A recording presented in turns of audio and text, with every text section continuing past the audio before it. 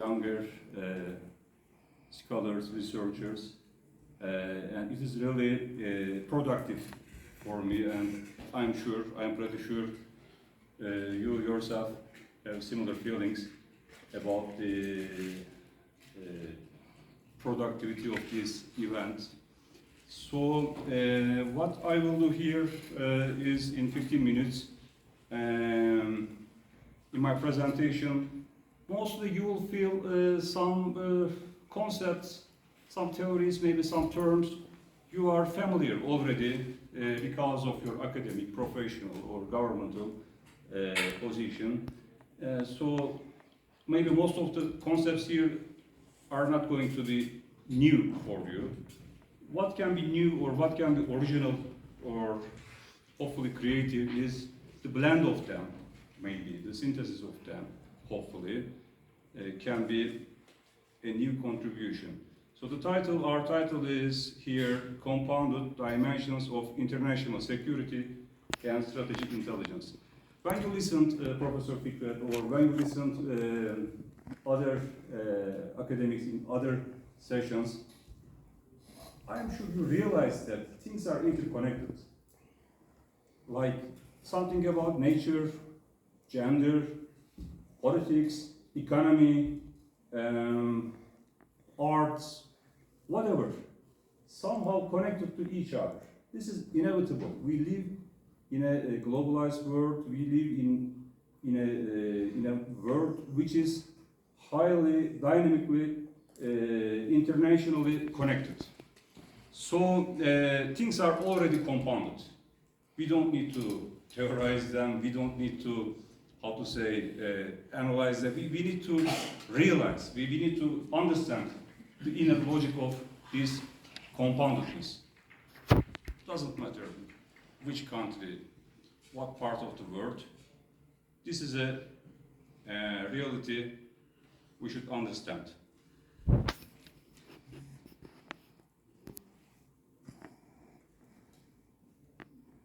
International security is basically defined as the defense of citizens from invasion of foreigners. Okay, so this is the very conventional or traditional definition. But who are the foreigners?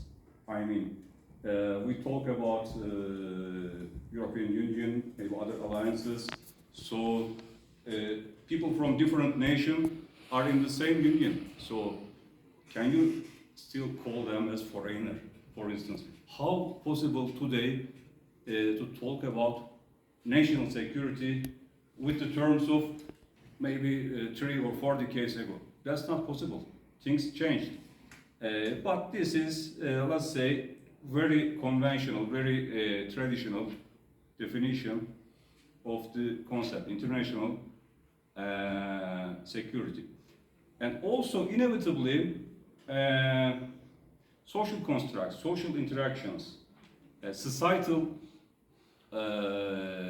dimensions are influential in international security. We remember from some of our colleagues are from either ex-Soviet or ex-communist countries. So the state security is a term you used in your countries. We did the same, actually. We were in the Western bloc, but still, I mean, if we go to 1980s, 1990s, we could hear this term, state security. But today, nobody is talking about that, right? Mostly, what is more commonly pronounced is human security. So, human security is a societal understanding of security, nothing to do with weapons, arm race, or that kind of stuff necessarily. Actually, it is more about ecology, education, culture, and that kind of security. Let me give you just a very simple example from my academic experience. Before the global health crisis, I was in an international security conference. I will not give you the title or location or whatever about the It was actually very wide, very international academic conference. I just talk about food security. This is a part of security studies and important.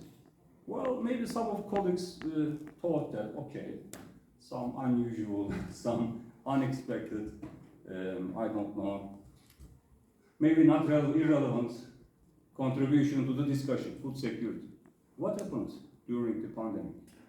What happened? Food security was very important. Or Ukrainian crisis. And our need, we are getting wheat and other things from Ukraine or many other countries. So food security, let's say, chain or continuity is somehow either broken or had serious crisis. So it is not irrelevant. We saw that actually. So when we talk about compounded aspects of security, the term compounded refers to the increased interaction and interconnectedness. Maybe in the past there were different departments, different parts, different aspects of the society. But nowadays, climate crisis, water issues, food security, gender, and some cultural, linguistic issues can be a serious security problem, for instance. Everything is very interconnected, very compounded. And maybe in the past, dividing was easier.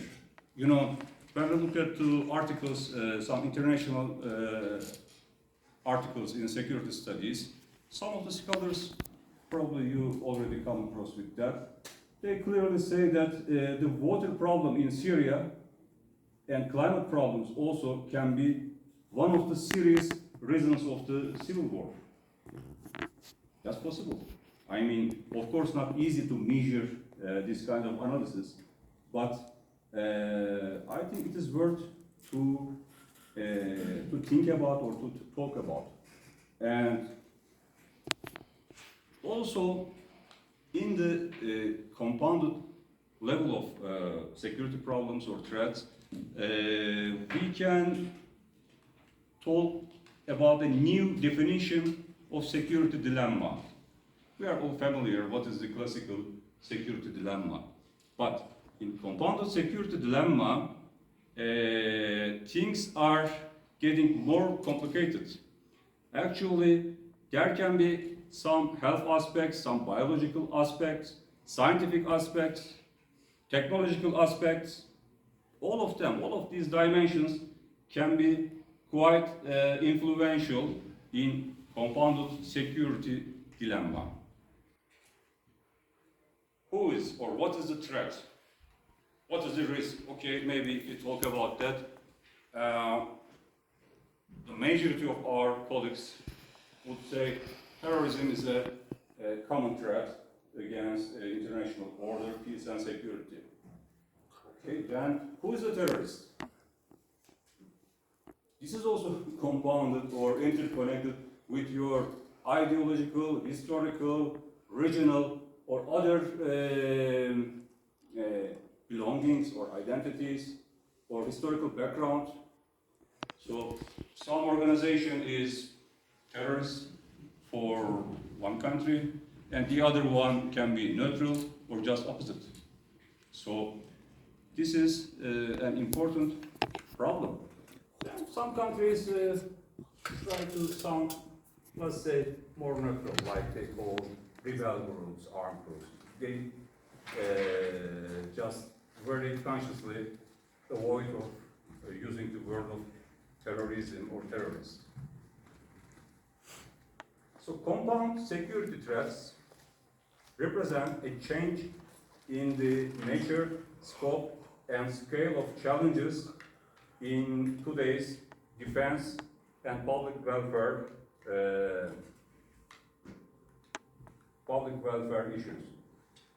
And we can also talk about hybridity of these threats, and dealing with them probably not anymore possible to be conducted in previous, more conventional, actually ways, or the more conventional systems, strategies, or tactics. Nowadays, conflicts move in the direction of special operations. We should realize that this is more flexible, more, let's say, blurry, or not clear. I mean, for instance, what happened, I'm not talking about the humanitarian aspects.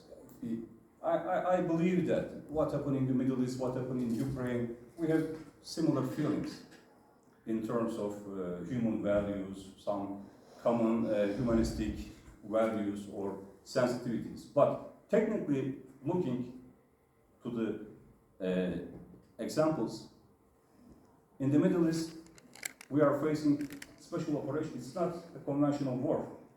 This is a special operation. What's happening in, between Russia and Ukraine? Another special operation. This is not a conventional way of conflict or war. This is combining, this is relating or synthesizing propaganda, public, or whatever you call. Maybe you can call, you would prefer to call it public diplomacy. Let's say sometimes some discourses related to gender issue or ecological issues, or images are widely used. Images are used more than weapons, right? Also news. So, well, fake news. Okay, it's widely used, fake news. So what is there an authority to decide this is the real news? This is coming from the supreme authority of or news agency or whatever. News always have been